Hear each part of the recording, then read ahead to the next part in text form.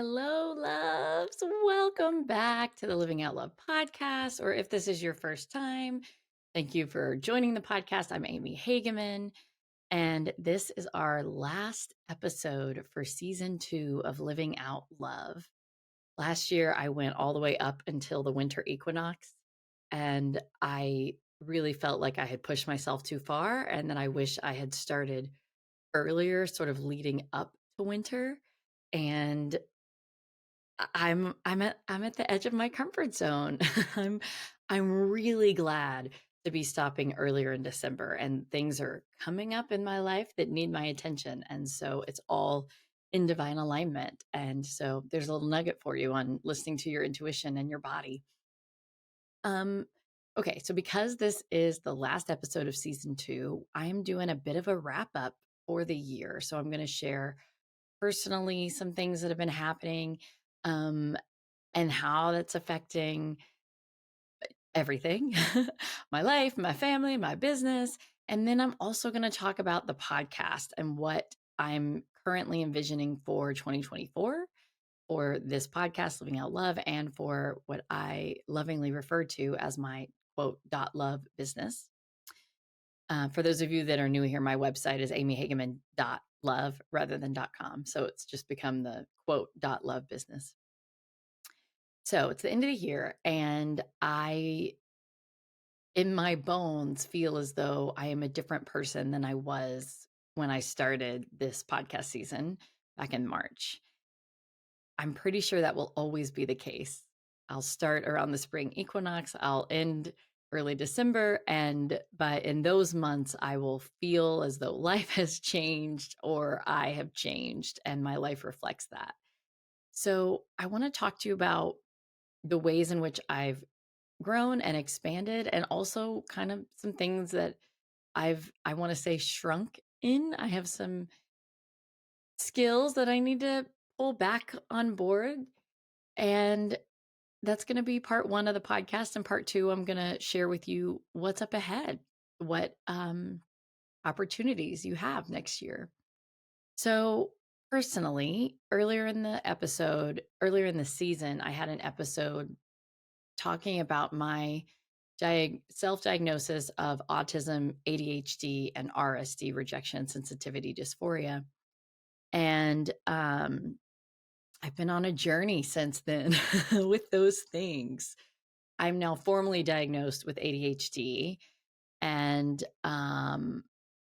it has been interesting. I did not rush to get on any sort of medication, whether that was pharmaceutical or like herbal. I didn't rush that process. I really wanted to get a better understanding of the way my brain worked before I tried to do anything about it. And that journey has been interesting. I haven't personally, besides taking antibiotics here and there in my life, I haven't really been on medication. I've only ever done supplements. And so the idea of being on a long-term medication, um, a little bit of fear, it brought up a little bit of fear, but it also brought up this attitude of like, I don't need any help. I'm just fine. And so I've really had to create a relationship to my resistance and learn how often is my resistance protecting me from something I don't need protection from? And how often is my resistance really an inner knowing of I'm meant to sort this out in another way?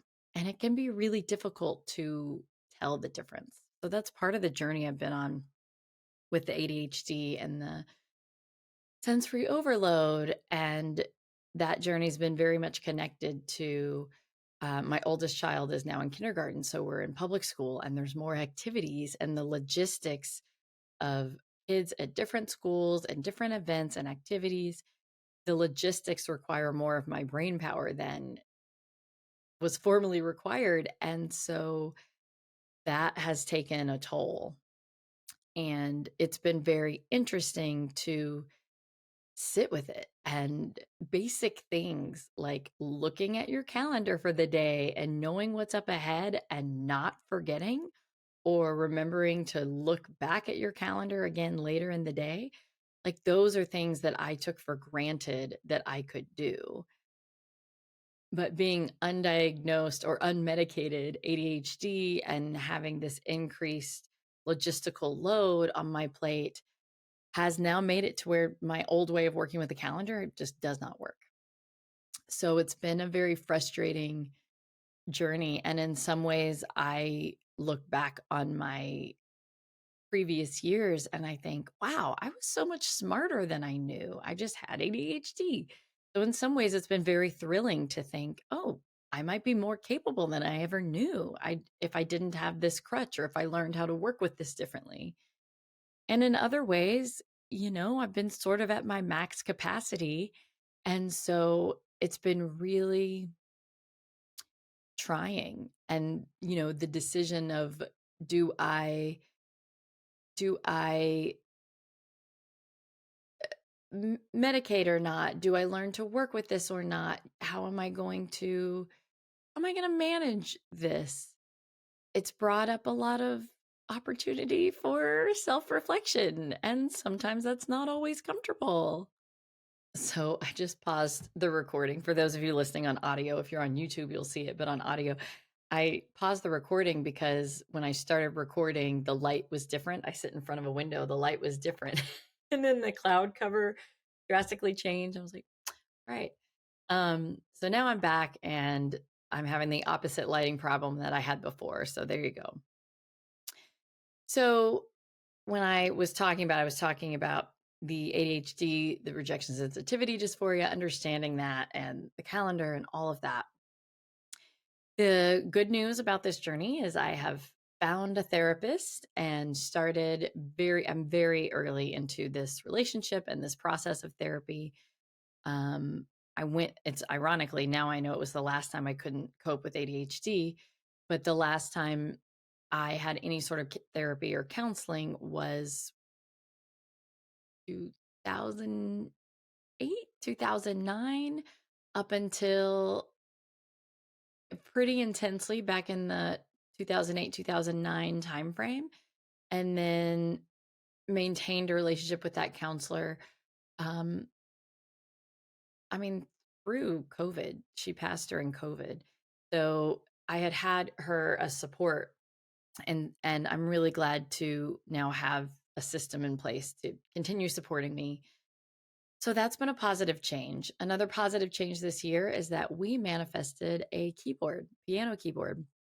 I personally had always, always, always wanted to play piano. And in my early 30s, I decided, okay, if I hit age 40 and I don't know how to play the piano, I'm going to gift myself lessons.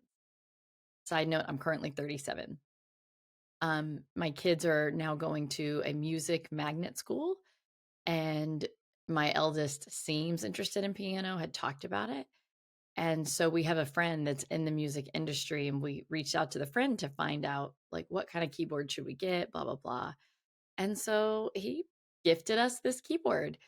Thank you to the generosity of friends. I now have a piano and I'm starting to play and learn notes, and it has been wonderful. I am terrible at it, as beginners are. And it also kind of feels good to be terrible at something that's low stakes. And the process of learning a new skill is thrilling. And watching myself improve at something is thrilling. And having that process not attached to my parenting or my business is also thrilling. So I'm really enjoying having the piano in the household and having that available to me and having that as an element of self-care and enjoyment is wonderful. And then on the mothering side of things, I now have no attachment to to which instrument my kids choose because the piano's already in the house. If they want it, great. If they want to do violin or something else, I now don't care because I already manifested the vision. I had sort of thought I might have to use them as a crutch, and now I don't have to. So that's wonderful. Another development in 2023 that I think is worth sharing with you all is I have been especially in this last beginning of the last quarter of the year, really deep diving in on self care. I'm very blessed that I have a lot of relationships with people that are somatically trained. My friend Alexandra Granado Garcia over at Flutor Creative has pretty extensive somatic training, and it's based on land to water yoga. And we've had structured sessions together, but also she's one of my dearest friends. So there's also a lot of just casual, friend, you should try this pose, or friend, let's do this. So I get a lot of somatic support from her in an ongoing fashion. And then my business coach, Allison Reeves, has somatic coaching training and certification, I think. And so when we are doing our business coaching, which sometimes just becomes therapy, it depends on what's going on. We often, if I have an emotion that comes up, we will work through it somatically. And I've been friends with Alex for years, but she's really stepped into her somatic embodiment, in this last year. And so between working with Alex and Allison, I have learned how much that somatic practice, soma means body, how much being in my body is a part of my spirituality and a part of my healing. And of course, this is something that I have taught to you all. We've talked about this on the podcast, but I've really had an emphasis on it lately, and it's been so wonderful. Another person that I'll put the link in the show notes is Andy Love. She has a process called Soul Flow, and they have free embodiment sessions. And so I did my first free embodiment session a few weeks ago. And I swear there was so much emotion, some of which I knew I hadn't processed and I knew was going to come up to be released, but some of which I didn't know was there. There was so much emotion that I'd been carrying around with me that I was able to release in that soul flow session. And I was able a little bit, I was able to start to generate a new vibration for my manifestation, for what is going to be called into my field in the future. And I have another free session coming up in December, and I'm really looking forward to it. So I've been really working somatically, and I've been working with astrologers. So earlier in the year, you heard from my friend Suzanne Plattner. Her business is She Dances Under the Moon. She has a moon journal membership. And so there have been, it's not every moon cycle. I'm not a super moon connected person. There are other people that are way more connected to the moon than I am. But in her membership, she just sends out these text messages of like, here's what the moon is doing, and here's what the invitation is. And that has been very helpful in grounding me. It's, if I didn't understand astrology, it would be eerie, but it is powerful how often what's happening with the vibrational frequency of the planet that is very much related to what the moon is doing. The invitation questions for journaling that my friend Suzanne sends out about, the moon is in Gemini and it's in your 8th house. And so these are the questions that you could consider for journaling. How often those questions, it's like they're spooky at getting to the heart of whatever is going on in my life at that time. And so then they really help me to process the situation differently. So that's one of the ways I've been working with an astrologer ongoingly that's been really helpful. And then more recently, I had a reading with House of Hygeia, and Hygeia is an asteroid. And a House of Hygeia, her name's Rebecca Hart, but House of Hygeia, we did a reading just based on self-care. So the asteroid of Hygeia, we correlate with preventative medicine. So it has a pretty direct correlation with self-care. And that reading was so profound for me. There were things in my life that didn't line up, didn't add up to something being good for me. And our reading really helped me identify those and get affirmation of, yeah, this isn't the way your body is designed to work. So that was an incredibly powerful reading. And then I have another reading scheduled coming up with another astrologer that I met at the Astro Bash. His name is Cameron Allen. I will also have his link in the show notes. And I reached out to him because I have I've done a better job of not repressing anger this year. In the past, rather than feeling anger, I would take on guilt or shame. I would feel something else instead of feeling anger. That was an emotional pattern that I had identified. So lately, I have no problem feeling anger. I've healed that pattern, but I'm having a hard time supporting myself in the anger, and I'm having a hard time finding healthy expressions of anger. Cameron is an astrologer, and so we'll be able to look at the way my astrology works with my emotions and my body. And we'll also look at like some transits. Maybe there's something going on with me around anger specifically. I don't know. Um, but he's also somatically trained and trained in herbal medicine. So I haven't worked with him. I cannot vouch for the effectiveness of it, but I was able to learn from him and have some casual conversation from him as well at Astro Bash. And without even going into our time together, I would certainly highly recommend him. So I've been, collectively working with my astrology in very detailed ways. Um, and if you're completely new to astrology, then absolutely starting with a natal chart reading, I highly recommend that. Having that basic affirmation and understanding of who you are is wonderful.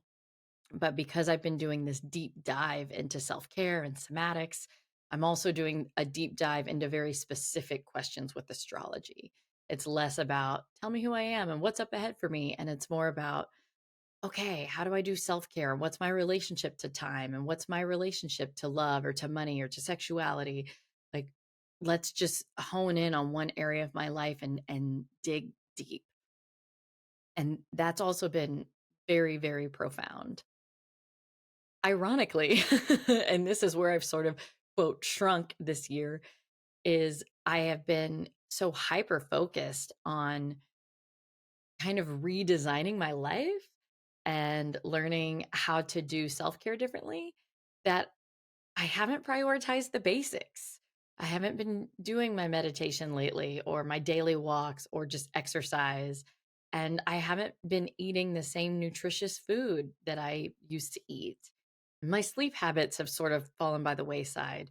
So I've sort of thrown the baby out with the bathwater, so to speak. It's like I've been so busy trying to learn how to do things differently that I let go of what I was already doing well. So if that's you out there, know that I can relate, and it's just a part of the pendulum swinging. We'll try something new, 3 steps forward, 2 steps back. The only thing I don't like about the pendulum swing metaphor is that's a two-dimensional plane. It's left, right, forward, back. And of course, nothing in our experience is two-dimensional. So think of it as we're going to go all over the place. Um, so that's the gist of what has been my personal journey in 2023. Of course, in this business, I have gotten new clients and I've spent a lot of time and time and effort and heart in the podcast. Psychically, what's been interesting is my experience of mediumship has been changing and my experience of channeling people's guides and angels. It's been shifting, and this isn't all across the board, it's just some of the time. So I'm still learning, is it based on my vibration at the time? Is it based on the client and what their needs are? Like, why does it sometimes happen and not all the time? I'm still learning all that. And I'm still, taking intuition classes and working with mentors. But my experience is that I'm going less often in the third person perspective and more often in the first person perspective, meaning that when I'm with a client, a third person perspective is you would hear me say, oh, yeah, your mother is giving me this experience, or she's showing me this, or your angels want you to know that. And it's like, I'm relaying the message. Versus in the first person experience, it's like I'm energetically combining with the messenger. And I had done that before with angels and guides, where I would get into a frequency and just sort of ride the wave and start talking to the client as if I was that angel or that guide. But recently in 2023, that's now also happening in mediumship, where it feels easier for me rather than to say, oh, your mother is saying XYZ. It's easier for me to just say XYZ and to say it to the person as if I am their mother. And it's interesting having your psychic gifts sort of evolve and change. I don't know how long that will be the case. I don't know if it's moving in a direction where all of my readings will be that way. I have to be very surrendered and very open, because following my instincts, taking me somewhere new, is very scary, especially because I'm not a $10 psychic and I take this work very seriously. And so I understand that my role here is significant and sacred in many respects. And so I don't want to just play around with that. So that shift to being willing to step into that first person and really combine my energy, and it's not quite trance. I'm not asleep at the wheel. I'm fully awake, but I'm just allowing my own thoughts and my own instinct to fully step to the side and just observe as the energy that really needs to be present for the client's reading takes full stage.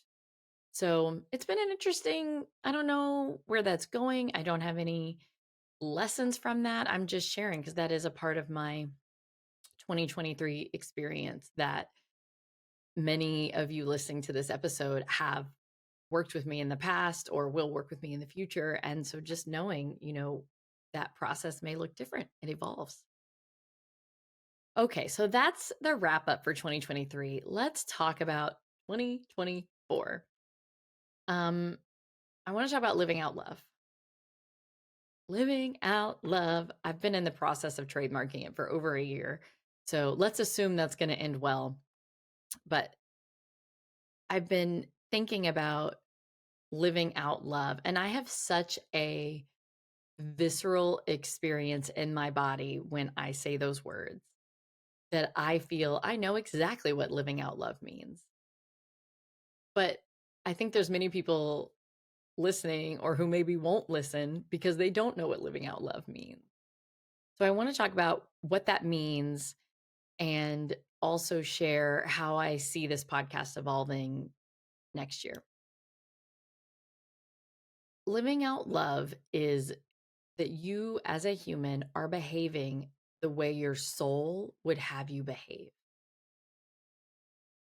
The energetic vibrational frequency, the energetic fabric of our soul is made of love. So imagine every cell in your human body is love. And of course, our cells have different things that they do. There's cells that never leave our brain. There's cells that are specifically for our gut. We have this very complex body, but imagine that every cell is made up of love. So what I'm saying with this metaphor is love might be creativity. Love might be hard work. Love might be putting up a boundary, or it might be forgiveness. It might be embrace. Like, love can mean very many different things. But living out love is essentially living the way your soul would have you live, what's in full alignment with your soul. And of course, as humans, I don't even have the goal. Like, the idea that every second of every day I could live out love and be in full alignment with my soul, like, that's not even a goal that I have. Maybe that's attainable for some people. But this podcast, Living Out Love, is about moving us closer, moving the needle, getting us more capable of showing up in the world the way our soul would choose us to show up. We all have egos, we all have needs, we all have wounds that need healing. And this podcast is going to speak to that. And often our soul gives us a calling and we have an intuition. I need to forgive this person. I need to do a past life regression. I need to, the sky's the limit. Our intuition gives us prompts all the time. And sometimes we get the prompt very clearly, but we don't understand the how. Like if you've been struggling to forgive somebody, you know you need to forgive them, but you just can't seem to do it. Sometimes that skill is what's missing. And this podcast is going to speak to that. So, the Living Out Love podcast is about helping you as a human live out who your soul is calling you to be. And so, obviously, that covers a lot of ground and will include many diverse topics. But I've been really trying to get clear on what living out love means for you so that you can know why you're here. Why are you listening to this podcast? What is the goal? Like, what journey am I taking you on, for goodness sakes? The goal is to help you be the person that you came here to be. That's the goal of living out love. You came here to live out love. That's what you came here to do. For some of you, that means you got to start a soccer team. That's what you came here to do. And that's your version of love. For some of you, it's mothering. You came here to mother some souls, some mother loving souls, right? And we all have many different facets to us. None of us are just one thing or one purpose. But all of that can be done through the lens, through the energetic vibrational frequency of love, which is what your soul is going to choose. Love might mean, like I said earlier, love might mean putting up a boundary. Love might mean tearing down a boundary. There's so many different aspects to what that would mean. And that is what this podcast is speaking to. Living out love is about becoming who you came here to be. And my endeavor is to help you do those things. So that vision isn't new, that this is the same vision that I've had since before I started the podcast. But I wanted to voice it here and now in this episode because I've gotten more clarity on it. And clarity is a powerful, powerful thing. And because I've gotten this clarity, I'm starting to attract a lot of ideas for 2024 that are, in my mind, more powerful than some. I've done some powerful episodes already, but more powerful than some of what I've created so far in Living Out Love. Sometimes my brain will take me down the road of what I think is palatable in the podcast world, what I think people want to hear, or say this, but don't say that. And I'm really releasing that version of people pleasing because this is my podcast and I work with my guides to help me channel the episode, the topics. And so I'm going to try not to play so small in terms of what we discuss. I'm going to be willing to step outside my comfort zone more in order for me to live out the love that is for this podcast. So that's going to look like very different things next year. I mean, it's going to look like a normal weekly podcast as it always has. And you might notice a difference in tone or in guests that I bring on or the freebies that might accompany a podcast episode every now and then. Who knows?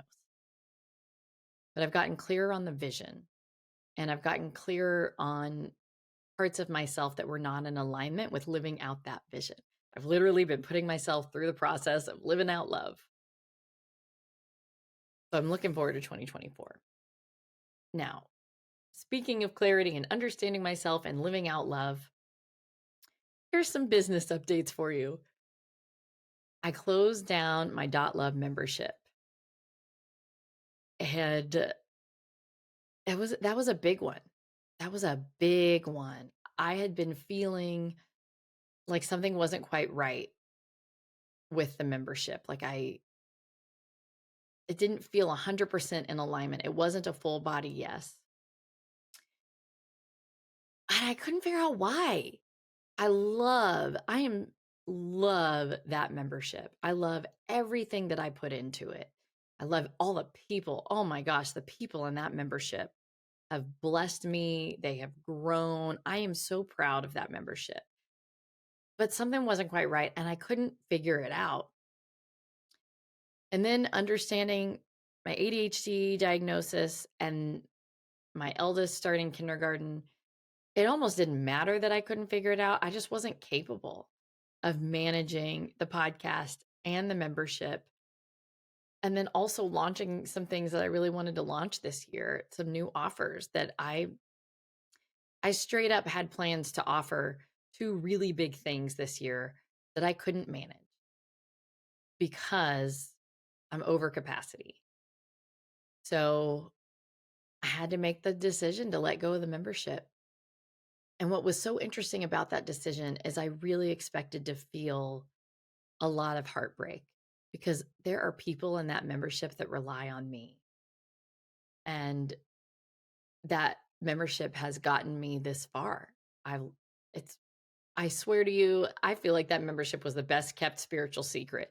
The amount of support that people could get in there was huge. And so to let it go, I was surprised at how free I felt at the idea. As soon as the idea came that it's time to let this go. It's not time to change the offer, to make it smaller. It's just time to let it go.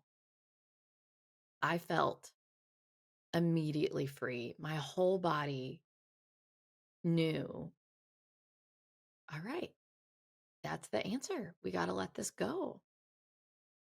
Now that being said, it also threw me into the wilderness. Like I'm out here, I'm going, okay, my brain's different than I thought. I'm capable of some things way more than I ever thought. I'm less capable of mundane things more than I ever could have expected. I'm going to shut down the membership, which is a consistent amount of income for me, and I have no idea what's coming next. And oh, by the way, my psychic gifts are changing. Like, what the heck is happening? But I know that I'm now going to have more capacity in 2024. I'm going to have my readings and then I'm going to have more capacity because I spent a lot of time and effort on that membership, much more than you would ever know. And that's going to free me up. I'm going to have more capacity to do things for all of the people that were not in the membership, to have public offerings. So I'm really excited. I don't know necessarily what's coming up ahead for 2024, but I'm excited because now I have the capacity to show up for it. One of the things that I was going to launch this year, I probably talked about on the podcast, was a self-care masterclass. And I couldn't. I got overwhelmed with everything that was going on in life and I completely burned out and I made myself sick and I literally couldn't do it. So that was tough because I'm a person of integrity and it is rare that I don't do what I say I'm going to do.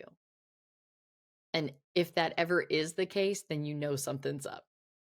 So not being able to execute on the masterclass, which I had already advertised and already sold, having to refund everybody's money. In some ways it was a gut punch. In a lot of ways it wasn't. It was healing. It was I was able to say, I am human and I've hit my limit. And if I try to force this thing, it's not going to go well for me and it's not going to be the experience I want for the people that have paid for it. So I'm going to stay in integrity now and I'm going to cancel. But it was hard. So since canceling that, I've had a lot more insight and downloads, so to speak, about self-care. So I know that that will be coming back next year. I don't know if it's going to be a masterclass, if it's going to be a full-on course, if I'm going to do a cohort. Like I have no idea how it's going to show up because the information is still coming through. But that's likely to come back next year. The other really big thing that I was really looking forward to sharing with you is my ongoing one-to-one support containers. We've talked a lot about containers on the podcast and transformation containers, creating a container for yourself. So I'm creating an offer that I'm calling Transformation Doula. And I had wanted to offer it for you this year and I couldn't make it happen. So it will start next year. I have had one client for Transformation Doula this year, and I have been blown away by the progress that client has made in our work together. So if you don't know anything about doulas, there's two very common types of doulas. There's birth doulas that assist people that are in labor, and there are death doulas that assist people as they're preparing to transition out of their body. And so I was thinking about that, and transformation is death and rebirth. That is what transformation is. A part of you has to die for that other part of you to be reborn. And so I immediately resonated with the idea of I'm a transformation doula. Part of the autism ADHD is that I have very little attention span for things that I find boring. Uh, but I'm very talented at being with people in the vulnerable and in the messy because there's nothing boring about that. I can sit with you and hold space for you. If you are a person where you're going to retire and you've worked your whole life, you have a lot of identity wrapped up. That is some transformation. That is some death and rebirth. And if I were you, I would want someone holding your hand through that. The idea that I could have somebody hold my hand that could also talk to my loved ones and my angels and my spirit guides. I mean, how incredible to work one-on-one in that kind of container. The other reason why I wanted to call it doula is because doulas are on call. You've got to be on call because that baby or that passing, there's spiritual timing there. As opposed to, let's say, a coach. If you're going to work with a coach or a therapist, you're going to schedule that. We meet every Monday at 3. Sure, that's great. And coaches and therapists, they also have things in mind. They have goals or visions for you. But doulas work more with the energy that's showing up, and they assist you with what's happening. Your birth plan might have been that you were going to have a vaginal birth. It was going to be all natural. You're going to be in the tub. And then that's not the way things go, whether because the baby's doing whatever the baby's doing or because, oh, the tub broke, whatever is happening, that's not the way things go. So that doula who's on call shows up, looks at the circumstances and guides you, helps you, listens to what you have to say. And then you work together for the best case scenario. So with my transformation doula container, there is an on-call service where you reach out to me and I get back to you. Within 24 hours guaranteed, but way more likely it's within 1 to 4 hours. So my one-to-one container, my transformation doula container, is not designed to be an ongoing, you don't put me on retainer for a year. That's not what this is. This is, I'm going through something big and I want support. Or this is, I want to go through something big. I have no evidence that I am growing, that I'm getting closer to living out love as my soul self would have me do. All right, you want to do something big? Let's do it. You're going through a divorce? Let's talk about it. You're becoming a parent? Let me support you. I want to meet you in the vulnerable, in the transformation, in the death and the rebirth. So that's Transformation Doula. And that will be starting next year. But I wanted to give you a preview about it now because I know that some people listening are going to be doing their accounting soon and want to figure out where in the heck they're going to spend their money at the end of the year.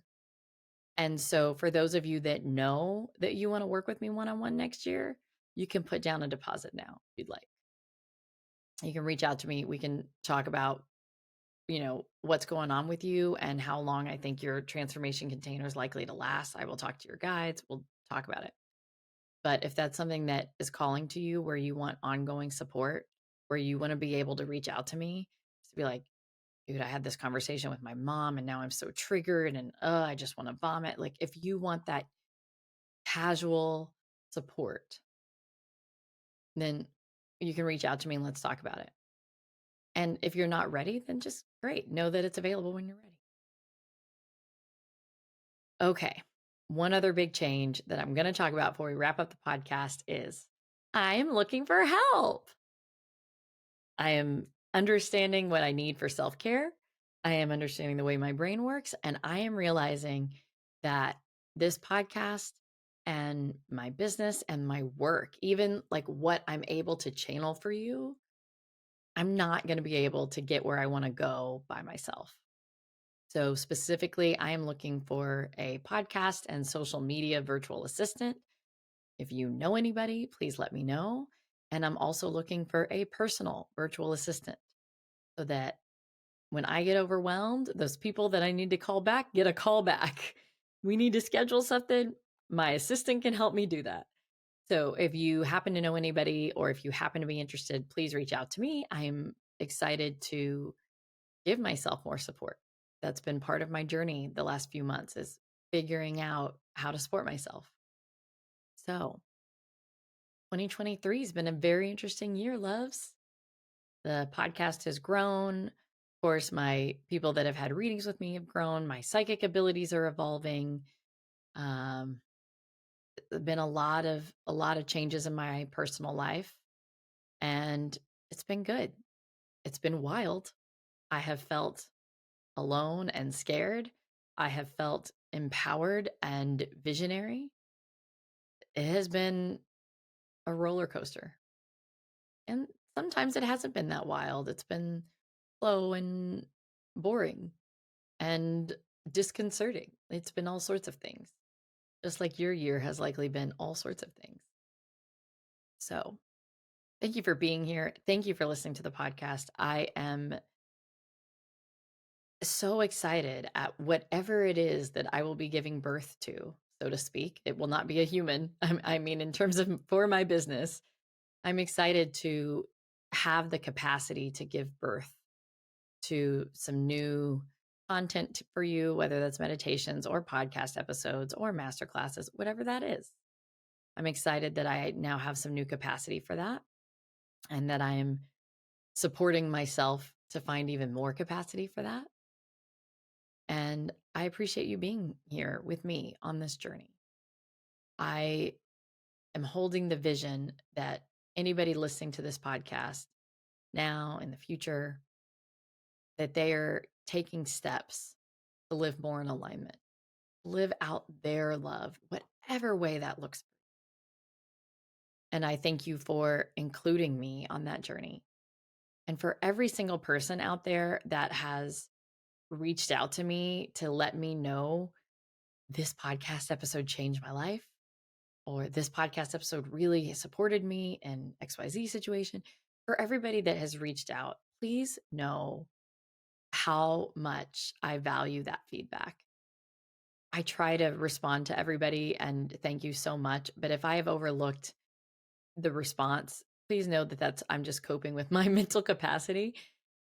I so value hearing that, and it keeps me going. It keeps me engaged. So, loves, I wish you a beautiful winter equinox. And if you are not already on my email list, go get to my website, download a free meditation that will get you on the email list, use the contact form that will get you on the email list. And oh, I should mention, in case you're not on the email list, I am doing a buy three, get one free bundle for 2024. So you have the rest of the year. You have up until December 31st to buy 4 readings for the price of 3. You can do this personally, or you can do it for gift cards. You can get 4 gift cards for the price of 3. And as a thank you for buying a bundle, I am giving a free 30 minutes to be used however you want. And I'm really excited about this idea because it's pretty frequently that I'll be doing a reading and someone will want to know something. Doesn't matter what it is. Which website platform do I use? How do I work with oracle cards? Like, what coffee do I drink? Like, there are always questions that people have for me personally that they don't want to spend their reading time on, which I fully understand.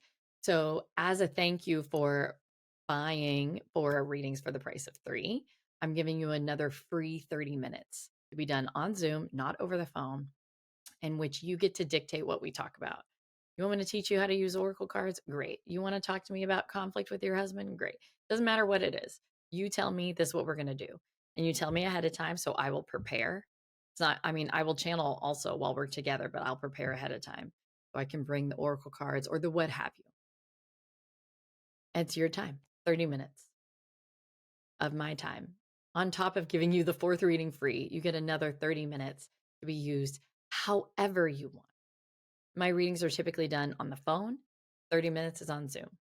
So I'm really excited. If you're interested in that, you can go to amyhageman.love/2023 and you can get the bundle. When you go to checkout, there is an option for Afterpay that will change the payment rather than $525 upfront. It changes it to, I think it's $131 and some change for 4 months. So you can consider that. If you have any questions, please reach out to me. And if you decide to buy the readings and then later on decide you want to work one-on-one, well, then we will just transfer the credit. Okay. So I don't want you to worry about, oh, if I invest now and then I want to invest later. We will figure that out. So thank you all again for being here and for sitting through the super long episode 2020-23 wrap up. Did I say 2020? Anyway, thank you for being here. And I look forward to talking to you in 2024. Bye, loves.